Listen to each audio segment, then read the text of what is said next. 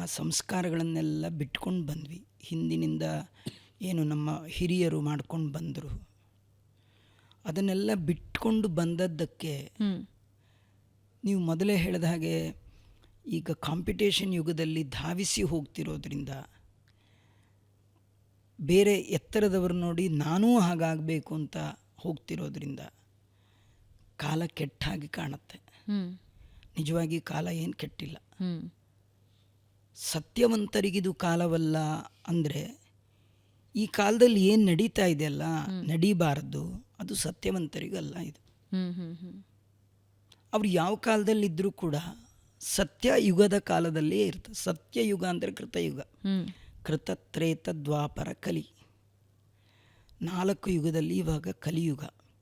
ಈ ಯುಗ ಸತ್ಯವಂತರಿಗೆ ಅಂದರೆ ಸತ್ಯ ಕಾಲದವರಿಗೆ ಈ ಯುಗ ಅಲ್ಲ ಅಂತ.